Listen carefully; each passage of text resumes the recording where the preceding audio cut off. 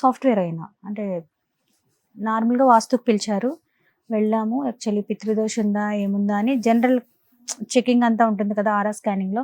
ఏమన్నా దోషాలున్నాయా? లేదంటే planets energy ఉందా? అయన్నీ అయిపోయినాయి. అయిపోయినాక జస్ట్ ఆయనే అనుకోకుండా ఒక క్వెషన్ రైజ్ చేశారు. పితృదోషం ఉందా? అంటే ఉందనొస్తుంది. వాళ్ళ ఇంట్లో వాళ్ళెవ్వరిది రావట్లా అక్కడ. ఆన్సర్ అంటే వాళ్ళ తాతగారి నేమ్ చెప్తుంటే నో అనొస్తుంది. వాళ్ళ రిలేటివ్స్ మామగారు అందరి పేర్లు చెప్తున్నా ఎక్కడా లేదు. కానీ ఎక్కడో పెద్ద దోషం అనేది కనబడుతుంది మాకు. ఒక పితృదేవతలకు సంబంధించి ఒక బ్లాక్ ఉంది.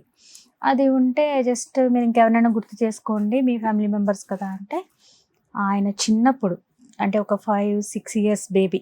ఈయన అంత ఏజ్‌లో ఉన్నప్పుడు వాళ్ళ మేనత్త, అత్త వరుసైన ఆవిడ సూసైడ్ చేసుకున్నారట. కిరోసిన్ పోసుకున్న ఏదో ఆవిడ అప్పటినుంచి ఈ అబ్బాయి స్టొమక్‌లో ఉండిపోయారు ఆవిడ.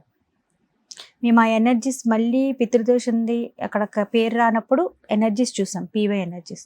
అంటే ఈ స్పిరిట్ ఎనర్జీస్‌కి సంబంధించింది టెస్ట్ చేసాం.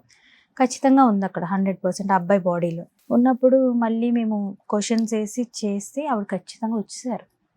వచ్చి ఆవిడ పెయిన్ ఏంటో చెప్పి ఆ రిలీజ్ అయిన తర్వాత ఆ అబ్బాయి రిలీజ్ అయ్యాడు. అప్పటి వరకు అతనికి ఏంటంటే కడుపులో ఏదో ఉన్నట్టు ఏదో ఒక పెయిన్ బాధ మాట. అంటే ఫ్యామిలీతో ఉన్నా గానీ తను ఏదో ఒకలాంటి సిచ్యువేషన్‌లో ఉండేవాడు.